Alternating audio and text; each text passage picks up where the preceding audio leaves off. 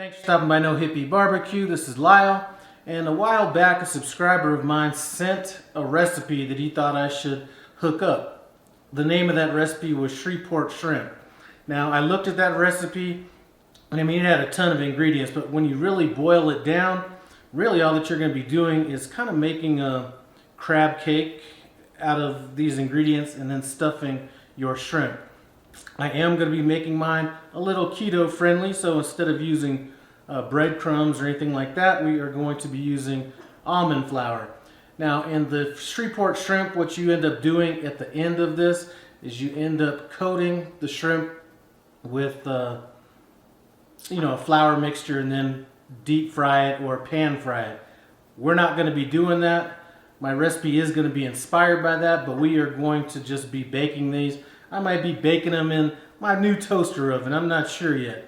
The ingredients that we're going to need for this, and really, you know what? In the description below, I'm going to leave the recipe that's kind of inspiring me to make this, even though I am kind of going off the reservation a bit as far as some of these ingredients go. This is one of those recipes that you can turn into your own. Really, I think that you could make this however you want. Anyway, the ingredients I'm going with is I have some parsley that's been minced. We're going to need some butter. I have a tri-pepper blend, which is orange pepper, yellow pepper, red pepper. Some jalapenos to spice it up a little bit. We're going to be using some shallots that are diced, celery that's been diced. Like I said, almond flour in place of breadcrumbs. Old Bay seasoning is going to be great with this. Minced garlic. I'm just using the bottled lemon juice. If you want to get fresh lemons, go get fresh lemons. I got sour cream, crab claw meat, and I always prefer to use Dijon mustard, but this is what I have on hand, so this is what we're rocking with. And in the refrigerator, I have some pretty jumbo-sized shrimp. I think they were 12-count shrimp, and I have those deveined and butterflied. First thing we need to do is get some of these vegetables cooked down, so let's get on with that. Sauteing these vegetables should take about 5 minutes. We do just want to cook them until they become softened. One of the ingredients that I may add to this recipe down the road is going to be an egg. It was used in the recipe that I'm using as inspiration, but I may not need it in this one.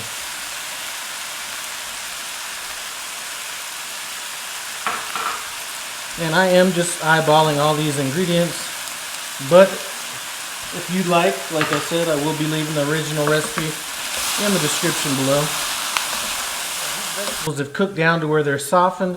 I'm going to turn off my skillet, throw my parsley in, and just let it cool down so we can work with it when we make our stuffing. Now, to save myself from dirtying up a bowl, I'm just going to mix everything in the skillet that we have here. At this point, all we need to do is add the rest of our ingredients. And I have a pretty good idea of what the ingredients and amounts are that we're going to be adding to this. So, like I mentioned earlier, I am just eyeballing this.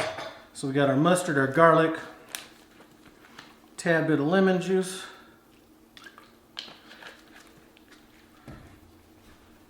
sour cream,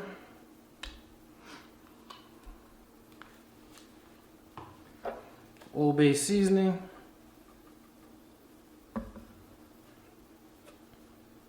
we'll be able to adjust for flavor down the road, and our crab meat.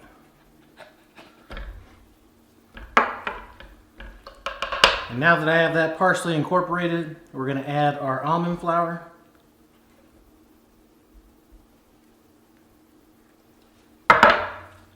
Now we're just going to get busy with our hands. Roll up these sleeves. And if needed, I will add some more almond flour if I think it's not binding enough. Like I mentioned earlier, we're not adding egg. I'm not sure if it's really all that necessary in this. So I think this is good to go. No need for egg, no need for any more almond flour. I'm going to pull my shrimp out of the refrigerator and start stuffing those.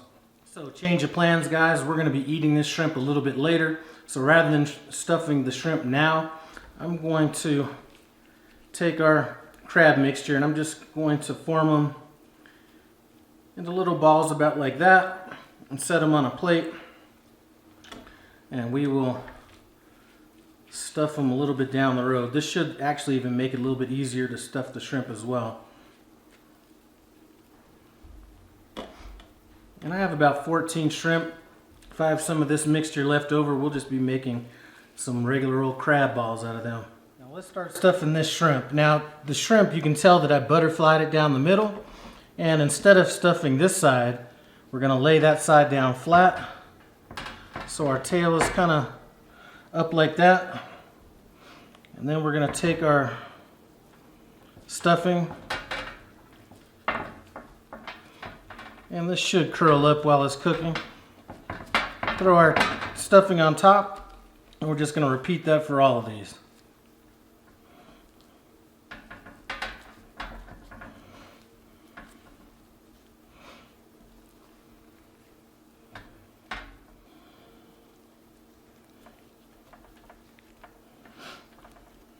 So this is what we have right here, and I'm going to spray it with some olive oil.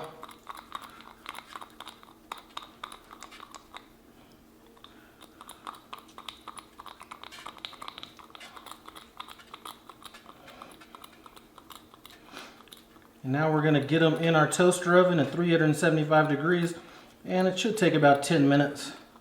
This is going to be the first time I use this toaster oven, so we'll see how it comes out. See, 375 degrees. It's already on 10 minutes. Let's go ahead and start it. Get our rack in.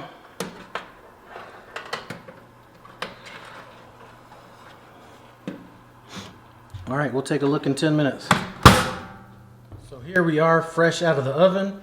I'm going to go ahead and plate up and taste them and see what I think.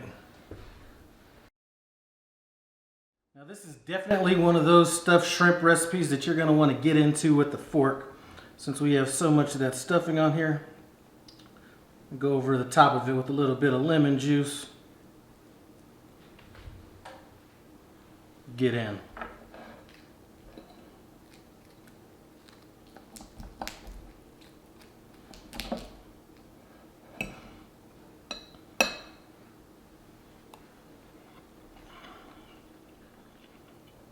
The subtle heat from those jalapenos, if you like some spicy food, definitely rock it with the jalapenos. Listen, couldn't be happier. I'd like to thank you guys for stopping by No Hippie Barbecue. I appreciate it. Comment, subscribe, and I'm out.